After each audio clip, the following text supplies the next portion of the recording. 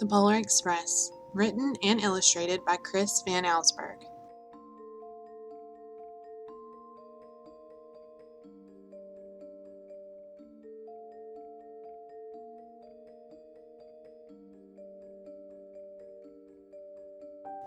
On Christmas Eve, many years ago, I lay quietly in my bed.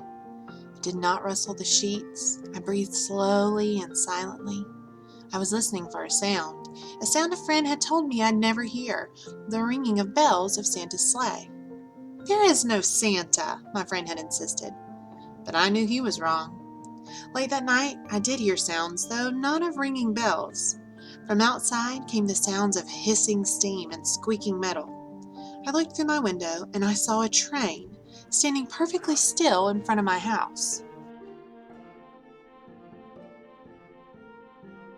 It was wrapped in an apron of steam. Snowflakes fell lightly around it. A conductor stood at the open door in one of the cars. He took a large pocket watch from his vest, then looked up at my window. I put on my slippers and robe. I tiptoed downstairs and out the door. "All aboard!" the conductor cried out. I ran up to him. "Well," he said, "are you coming?" "Where?" I asked. "Why, to the North Pole, of course," was his answer. "This is the Polar Express."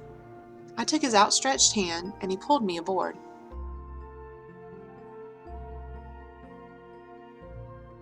The train was filled with other children, all in their pajamas and nightgowns. We sang Christmas carols and ate candies with nugget centers as white as snow. We drank hot cocoa as thick and rich as melted chocolate bars. Outside, the lights of towns and villages flickered in the distance as the Polar Express raced northward.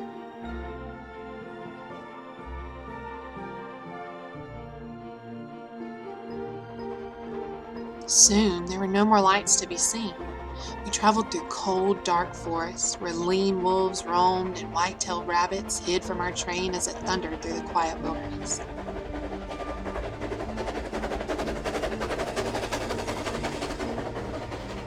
We climbed mountains so high it seemed as if we could scrape the moon, but the Polar Express never slowed down. Faster and faster we ran along, rolling over peaks and through valleys like a car on a roller coaster.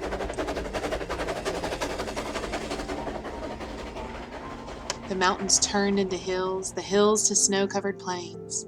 We crossed a barren desert of ice, the Great Polar Ice Cap. Lights appeared in the distance. They looked like the lights of a strange ocean liner sailing on a frozen sea. "There," said the conductor, "is the North Pole."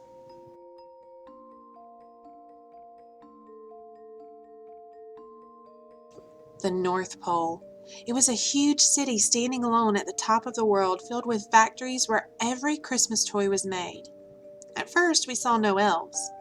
"They are gathering at the center of the city," the conductor told us. "That is where Santa will give the first gift of Christmas." "Well, who receives the first gift?" we all asked. The conductor answered, "He will choose one of you."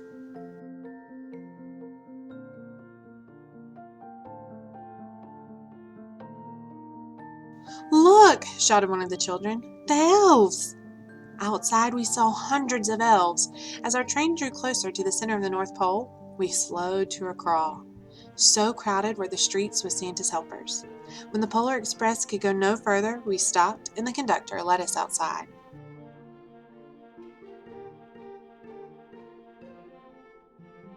We pressed through the crowd to the edge of a large open circle.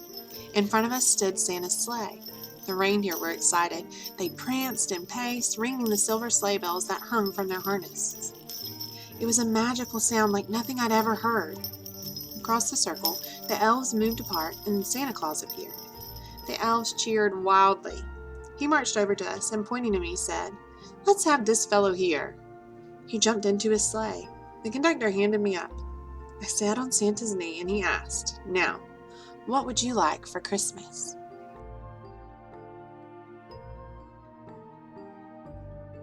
I knew that I could have any gift I could imagine, but the thing I wanted most for Christmas was not inside Santa's giant bag. What I wanted more than anything was one silver bell from Santa's sleigh. When I asked, Santa smiled. Then he gave me a hug and told an elf to cut a bell from a reindeer's harness. The elf tossed it up to Santa.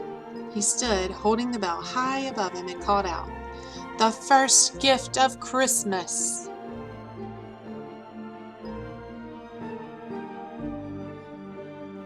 A clock struck midnight as the elves roared their approval. Santa handed the bell to me, and I put it in my bathrobe pocket. The conductor helped me down from the sleigh. Santa shouted out the reindeers' names and cracked his whip. His team charged forward and climbed into the air. Santa circled once above us, then disappeared in the cold, dark polar sky. As soon as we were back inside the Polar Express, the other children asked to see the bell. I reached into my pocket, but the only thing I felt was a hole. I had lost the silver bell from Santa's sleigh. "Let's hurry outside and look for it," one of the children said. But the train gave a sudden lurch and started moving. We were on our way home.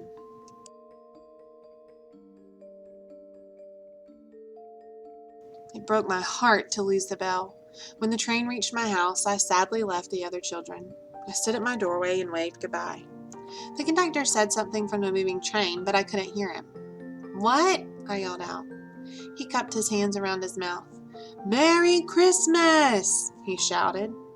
The Polar Express let out a loud blast from its whistle and sped away.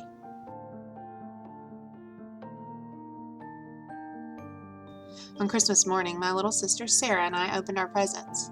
When it looked as if everything had been unwrapped, Sarah found one last box behind the tree. It had my name on it. Inside was this silver bell. There was a note.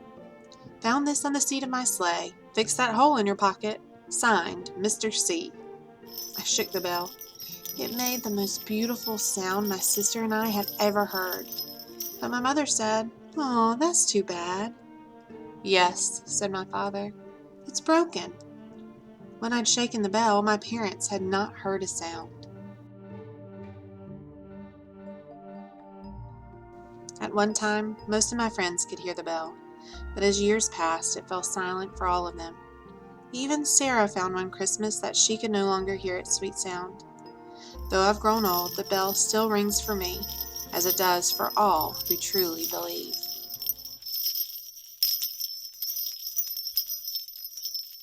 All right, here's another sentence from our story. It says, "I put on my robe and my slippers." That's a good sentence. It has a subject, predicate, a period, and a capital letter.